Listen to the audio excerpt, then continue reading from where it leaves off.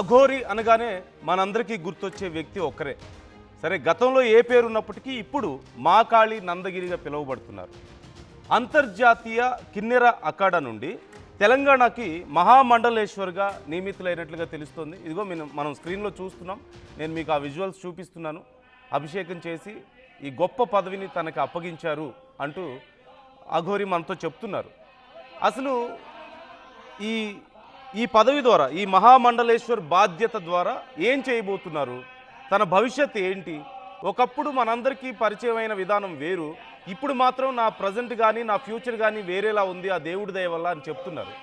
So journey ఎటువైపు, అసలు next ఫ్యూచర్లో ఏం ప్లాన్స్ ఉన్నాయి? ఇప్పుడు మహామండలేశ్వరిగా నియమితులైన తర్వాత తెలంగాణకి ఏం చేయబోతున్నారు అనే డీటెయిల్స్ మనం తెలుసుకోబోతున్నాం. మనతో మహాకాళి నందగిరి గారు జాయిన్ అవుతున్నారు లైవ్లో. నమస్తే అండి. ఓం నమ శివాయ. ఓం నమ శివాయ. ముందుగా మీకు కంగ్రాచులేషన్స్. మహామండలేశ్వర్గా మీకు బాధ్యతలు అప్పగించారు అంటూ తెలుస్తోంది ఇంటర్నేషనల్ కిన్నెర అఖాడా నుంచి. సో అసలు మాకు అఘోరి అంటే మాకు కొంతవరకు తెలుసు. అఘోరాలు ఉంటారు, సాధన చేస్తూ ఉంటారు, ఇంతవరకే మాకు తెలిసింది. కానీ ఇందులో కూడా కొన్ని పదవుల్లాగా కొన్ని బాధ్యతలు ఉంటాయని, లేకపోతే ఇందులో కూడా కొన్ని రకాల గుర్తింపులు ఉంటాయని మాకు పెద్దగా అవగాహన లేదు. అసలు ఇంటర్నేషనల్ కిన్నెర అఖాడా కూడా ఉందా? అంటే ఏంటి అసలు ఈ అఘోరి ప్రాసెస్లో? అట్ ది సేమ్ టైం వాళ్ళు మీకు మహామండలేశ్వర్గా బాధ్యతలు అప్పగించారు తెలంగాణకి అని చెప్తున్నారు. సో ఏం బాధ్యతలు అప్పగించారు? ఈ పదవి మీకు రావడం వల్ల మీరు ఏం చేయబోతున్నారు? ఎలా జరుగుతుంది ఇదంతా? అసలు మాతో షేర్ చేసుకుంటారా? ముందుగా thank you so much for joining with us. Telangana Telugu ప్రజలకు ఎప్పుడు కానీ నేను వెన్నంటుగా ఉంటాను. నాతో నేనంత వరకు చేస్తాను. అందరికీ నాది ఒకటే, ధర్మరక్షణ చేయాలి, గోరక్షణ చేయాలి.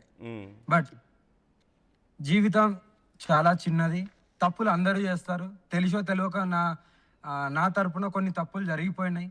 Past is past. But present ఏంటిదంటే భగవంతుడు నాకు గోల్డెన్ ఆపర్చునిటీ ఇచ్చారు.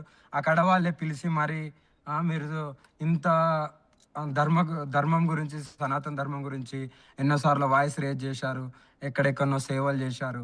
అందుకని మీరు మీ స్టేట్ నుండి మహామండలేశ్వరి ఒక పదవిని తీసుకోండి.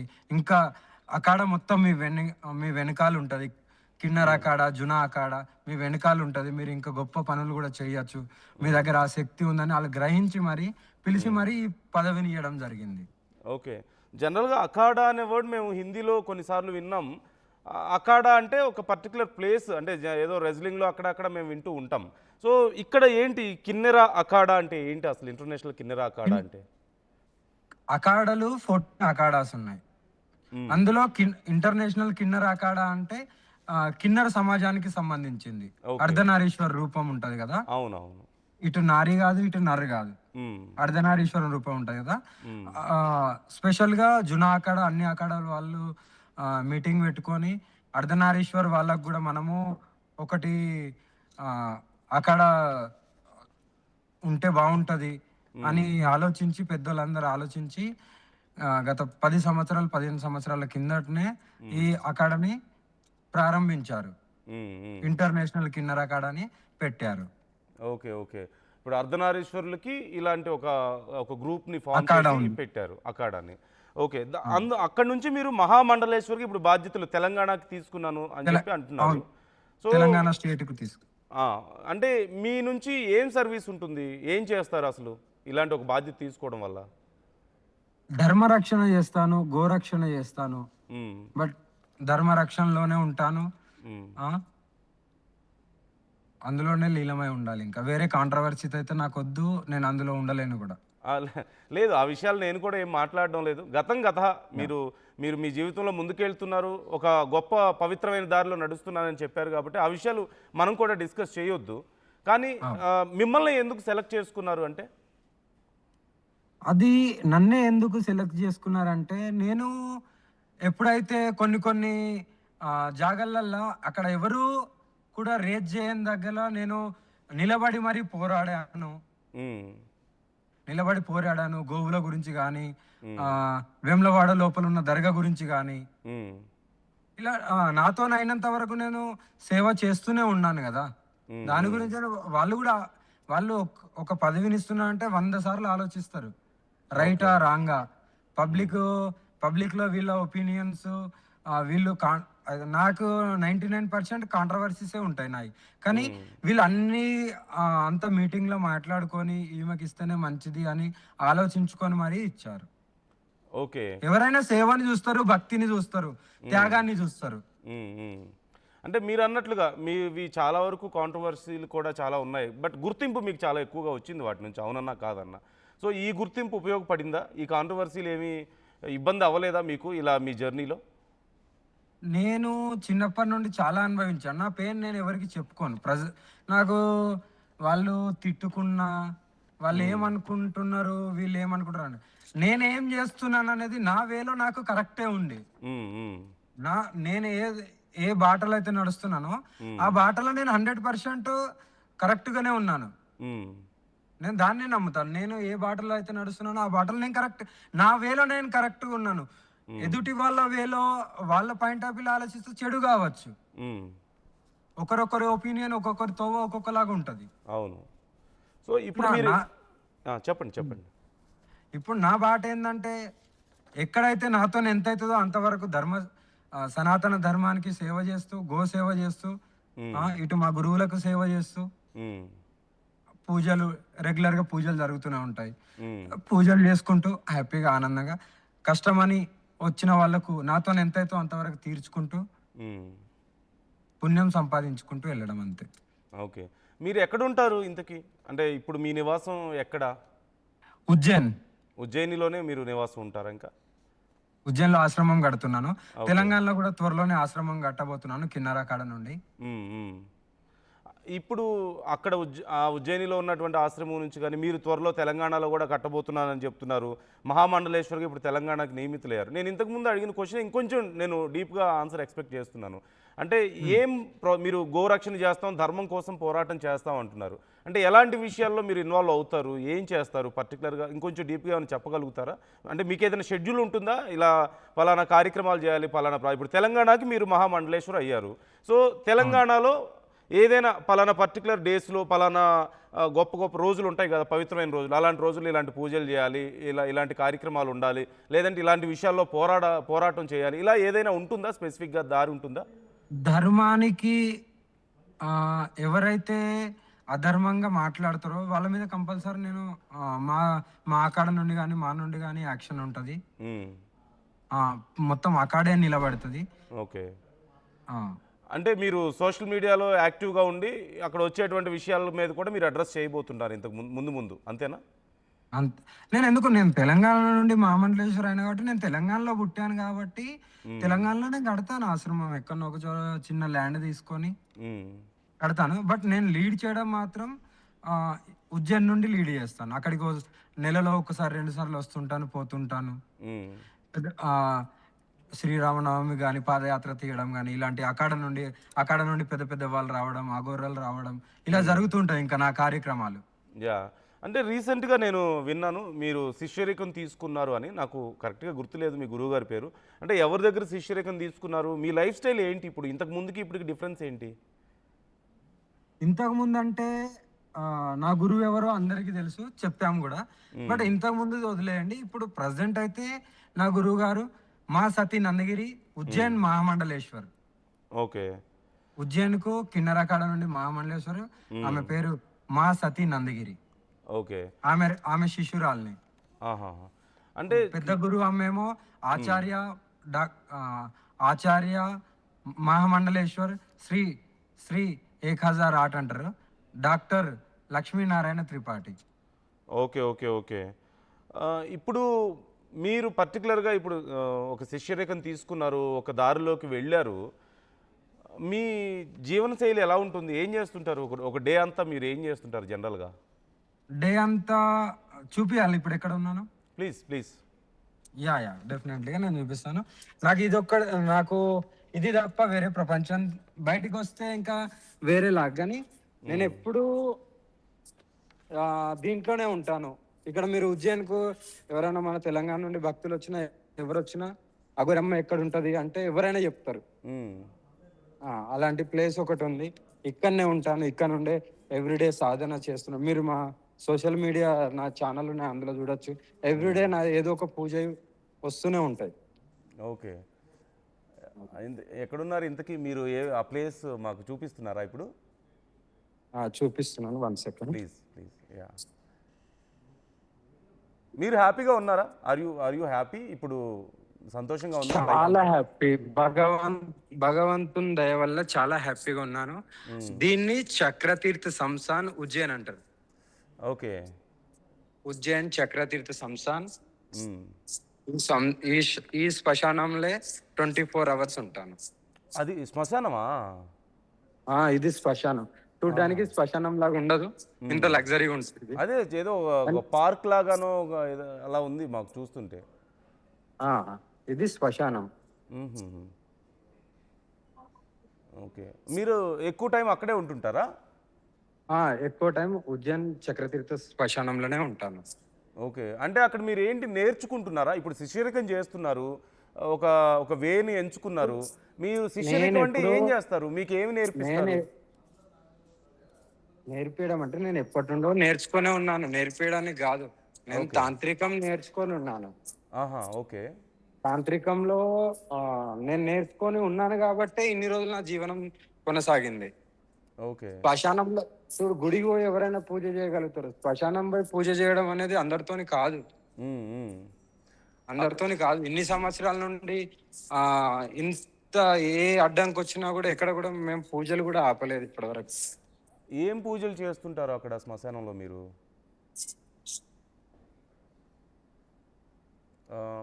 ఉన్నారా? మీ లైన్ కట్ అయింది మాకాళి నందగిరి గారు. యా, లైన్ డిస్కనెక్ట్ అయింది. మరొకసారి మనం ట్రై చేద్దాం కనెక్ట్ చేయడానికి. ఇప్పుడు మాకాళి నందగిరిగా తన పేరు మారింది, తన పాస్ట్తో ఇప్పుడు సంబంధం లేదని చెప్తున్నారు. అలాగే ఇంటర్నేషనల్ కిన్నెర అఖాడా నుండి తనని మహామండలేశ్వర్గా నియమించారు. అంటే తెలంగాణలో సేవలు చేయబోతున్నారట. తెలంగాణలో ధర్మ పరిరక్షణ కోసం, గో సంరక్షణ కోసం మేము కృషి చేస్తామని చెప్తున్నారు. అండ్ మనం డీటెయిల్స్ తెలుసుకుందాం, మరిన్ని డీటెయిల్స్. ఇప్పుడు ఉజ్జయినిలోనే ఉంటున్నారు. యా, మాకాళి నందగిరి గారు, నా వాయిస్ వినిపిస్తుందా? వినిపిస్తుంది. శ్మశానంలో ఉన్నాను. యా, ఇది శ్మశానం అంటారు. ఈ శ్మశానంలోనే ఉంటాను. మీకు భయమేదా అక్కడ? నాకేం భయం, చిన్నప్పటి నుండి చూసి ఉన్నాను. అంటే జనరల్గా మాలాంటి వాళ్ళు శ్మశానం అంటే ఏదో కొంచెం అంటే చనిపోయిన వారిని తీసుకువెళ్తారు, శివైక్యం చెందిన వాళ్ళని. కానీ అక్కడ ఉండే రిచువల్స్ కానీ ఆ ప్లేస్ అంటే ఏదో ఒక తెలియని భయం లాగా ఉంటుంది ప్రజలకి. అంటే గుళ్ళోకి వెళ్ళినంత ఈజీగా శ్మశానంలోకి వెళ్ళాలంటే భయపడతారు. శ్మశానంలోకి వెళ్ళలేరు. గుళ్ళోకి వెళ్ళినంత ఈజీగా శ్మశానంలోకి ఎప్పుడు వెళ్ళలేరు. నైట్ అయితే మరీ కూడా ఆఫ్టర్ 10-11 తర్వాత వెళ్ళడానికి కూడా భయపడతారు. ఎందుకంటే ఏదైతే ఇది మేము పుణ్యక్షేత్రంలో ఇక్కడ ఓన్లీ ఎవరైతే సాధన చేస్తారో వాళ్ళు సాధకులే కనబడతారు. ఉజ్జయిన్లో సంస్థాన్లో నైట్ అయితే మొత్తం అందరు కూర్చొని ఎవరి పూజలు వాళ్ళు చేస్తూనే ఉంటారు నైట్ అంతా. ఓకే. అంటే ఏం పూజలు చేస్తారు మీరు అక్కడ? మాకేమైనా చెప్పగలుగుతారా? ఏం పూజలు అనేటి అది నేను బయటకి చెప్పలేను. ఇంతకుముందు అలాగే చెప్పినందుకు దాన్ని ఇంకా చాలా కాంట్రవర్సీగా తీసుకున్నారు. మళ్ళీ ఎవరి మీద ఏమో చేస్తుండు అట్లా అంటారు అని నేను ఏది చెప్పను. బట్ తాంత్రికం అంటేనే ఇంకా ఆలోచించండి, అందులో అన్ని ఉంటాయి. అంటే ప్రజలకు వచ్చే సమస్యలు ఏవైనా పోగొట్టడానికి చేసే పూజలు అవి, లేకపోతే సహజంగా అఘోరాలంటే వాళ్ళ చెప్పండి. మా గురించి మేము చెయ్యము ఎప్పుడు గాని. ఎవరైతే కష్టమని వస్తారో మాతోని మా శక్తికి ఎంత ఉంటుందో అంతవరకు తీర్చడానికి మాత్రమే మేము నేర్చుకుంటాం. అంటే జనరల్గా మంచి చేయడము తెలుసు, నాశనం చేయడము తెలుసు. ఎవరెవరైతే తాంత్రికం నేర్చుకొని ఉంటారో ఇన్ని అఖాడాలకి వెళ్ళి అందరికి 2 తీర్లు వచ్చు. మంచి చేయడం వచ్చు, చెడు చేయడం వచ్చు. ఓకే. చెడుకు ఉపయోగించే వాళ్ళు కూడా ఉంటారా? చాలా మంది ఉంటారు. అంటే ఒక 5%, 10% చెడుకు ఉపయోగించే వాళ్ళు కూడా ఉంటారు. మంచి చేసే వాళ్ళే ఎక్కువ ఉంటారు ఇందులో. ఓకే. అంటే జనరల్‌గా ఎలాంటి సమస్యలతో వస్తుంటారో చెప్పగలుగుతారా? సరే మీరు ఏ పూజలు చేస్తున్నారనేది మాకు రివీల్ చేయలేనన్నారు. అంటే ఏ సమస్యలతో? ఆరోగ్య సమస్యలా? లేకపోతే ఇంకెవరికైనా ఏదైనా చేయాలన్న ఉద్దేశంతో వస్తుంటారా? ఆరోగ్య సమస్యలతో వస్తారు. హ్మ్. ఆ, దాని తర్వాత కొన్ని ఆర్థిక ఇబ్బందులు ఉంటాయి. హ్మ్. కొంతమంది తాంత్రికం చేసిన వాళ్ళు ఉంటారు, వాళ్ళ మీద తాంత్రికం అయి ఉంటది, అలాంటి వాళ్ళు వస్తారు. హ్మ్. మళ్ళీ బిజినెస్ లాస్ అయిన వాళ్ళు వస్తారు, పెళ్లిళ్ళు కాని వాళ్ళు వస్తారు. హ్మ్. అలా ఓకే. అంటే జనరల్‌గా ఇప్పుడు ఇలాంటి సమస్యలు ఏవున్నాయి? ఇప్పుడు మీరు చెప్పిన సమస్యలన్నీ కూడా టెంపుల్స్‌లో కూడా చేస్తుంటారు గదా! పూజలు. దేవుడికి గూడా పూజలు చేస్తుంటారు గదా! అక్కడికి, ఇక్కడికి డిఫరెన్స్ ఏంటంటారు? తాంత్రికంలో డిఫరెన్స్ ఏంటంటే ఆ, దేన్నైనా సరే ఈజీగా వచ్చేస్తుంది. అది అంటే నీలో ఉంటే, అగర్ నువ్వు చేయగలిగే అంత కెపాసిటీ ఉంటే రిజల్ట్ అనేది విత్ ఇన్ 2-3 డేస్‌లోనే నీకు వచ్చేస్తుంది. హుహుహు. ఇప్పుడు మాలాంటి వాళ్ళు గూడా ప్రాక్టీస్ చేయొచ్చా? సాధారణ మనుషులు గూడా? లేకపోతే ఒక పెద్ద ప్రాసెస్ ఏదైనా ఉంటుందా ఇవన్నీ చేయాలంటే? చాలా పెద్ద ప్రాసెస్ ఉంటుంది, చాలా పెద్ద ప్రాసెస్ ఉంటుంది. ఫస్ట్ త్యాగం చేయాల్సింది మనసు.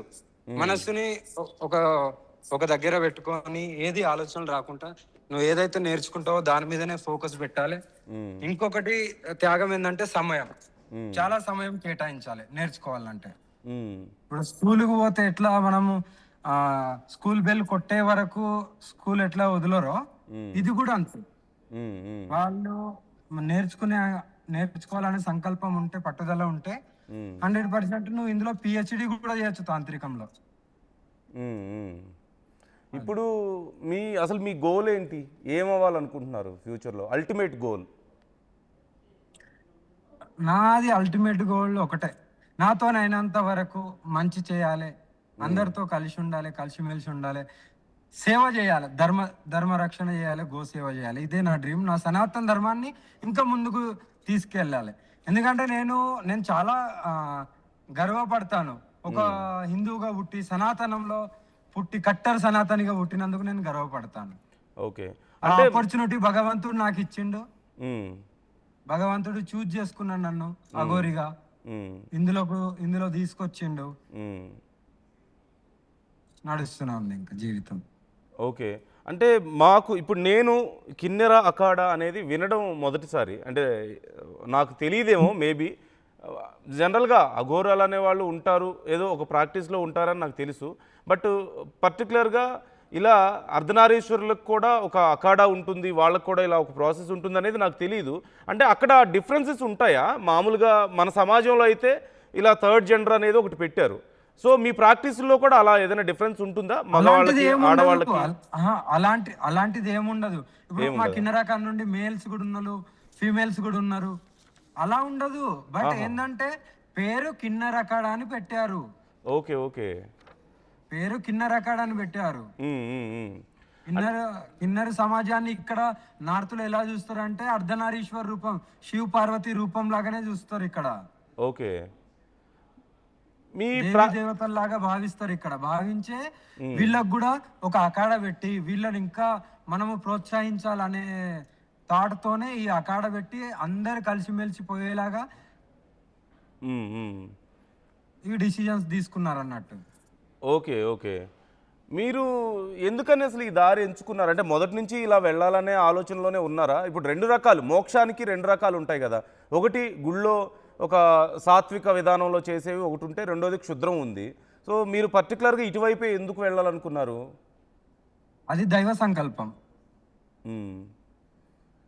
మీకు ఎవరు ఏది చెప్పండి. చెప్పండి. ఒక్కొక్కరికి ఒక్కొక్కటి ఉంటది.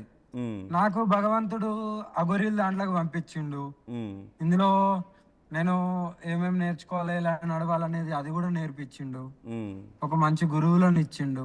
హ్మ్. నేర్చుకోవడానికి ధర్మం గురించి కానీ, సేవ చేసే ఒక పెద్ద ఆపర్చునిటీ ఇచ్చిండు. హ్మ్. అందరూ సేవ చేస్తారు, సేవ చేయరని కాదు. హ్మ్. వాళ్ళకు తోచినంత సేవ వాళ్ళు చేస్తారు.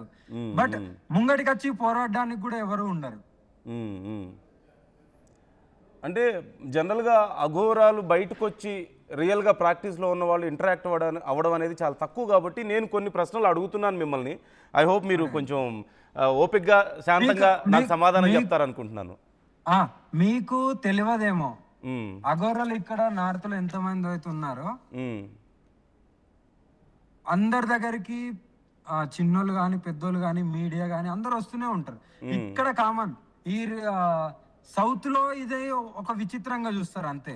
సౌత్ వాళ్ళకు అఘోరులు అంటే ఏంది, నాగసాధువులు అంటే ఏంది నిజంగా అంటే తెలియదు అన్నట్టు అంతే. మీరు కుంభమేళలో చూశారు కదా, అవును అవును.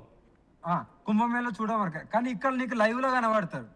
నువ్వు మహాకాళేశ్వర టెంపుల్ కి వెళ్ళినా కనబడతారు, నువ్వు శ్మశానం కాడికి వచ్చినా కనబడతారు. అటు ఇటు ట్రావెల్ చేయంగా ఎక్కడో ఒక ఒకవేళ అఘోరలు కానీ సాధువులు కానీ బయటకు వచ్చినా సరే వాళ్ళు ఏదైనా ట్రావెల్ చేసేటప్పుడు కూడా కనబడతారు. ఇటు కామన్, కానీ అటు మాత్రం విచిత్రంగా చూస్తారు. ఓకే, అంటే ఇప్పుడు మీరు చేసే పూజలు మీరు ఫ్రీగానే చేస్తారా లేకపోతే ఛార్జ్ చేస్తారా ఎంతో కొంత? నేనైతే ఫ్రీగానే చేస్తాను. ఏదన్నా వాళ్ళు ఇచ్చిండ్రనుకో దాన్ని మాత్రం తీసుకుంటాను. ఓకే, వాళ్ళు ఇస్తే మీరు కాదనరు, మీరైతే డిమాండ్ చేయరు ఎవరిని? నేనేం డిమాండ్ చేయను. ఓకే, మీ మీ లైఫ్ స్టైల్కి మరి అంటే ఇప్పుడు మీరు అందరూ ఇంతకుముందు అడిగి ఉండొచ్చాము మిమ్మల్ని, ఒక కారు ఉంది, మీరు వెళ్తూ ఉంటారు, డిఫరెంట్ డిఫరెంట్ ప్లేసెస్కి తిరుగుతూ ఉంటారు, మీ మెయింటెనెన్స్కి వీటికి డబ్బులన్నీ ఎలా వస్తాయి మీకు? నాకు దునియాలో ఇది తెలిసిన విషయమే అందరికి, మళ్ళీ కూడా చెప్తాను, గర్వంగా చెప్తాను. నేను ఎక్కడికి వెళ్ళినా సరే నాకు అన్ని రాష్ట్రాలలో భక్తులు ఉన్నారు. నాకు ప్రతి ఒక్క స్టేట్ లో నన్ను చాలా గౌరవించే వాళ్ళు, వెల్కమ్ చెప్పే వాళ్ళు, నన్ను నమ్మే వాళ్ళు చాలా మంది ఉన్నారు. ఓకే, వాళ్ళు నాకు 100% నాకు ఫుడ్ అంటే ఫుడ్ పెడతారు, ఫుడ్ కుకింగ్ చేసుకొని వస్తారు, నాకు పెట్రోల్ కూడా ఫ్రీగానే పోస్తారు, వాళ్ళకు తోచినంత వాళ్ళు డబ్బులు కూడా ఇచ్చిపోతూ ఉంటారు. ఇది అయితే అందరికి తెలుసు. అది అసలైన తొలి వెలుగు. ఫాలో వాట్సాప్ @తొలి వెలుగు అఫీషియల్.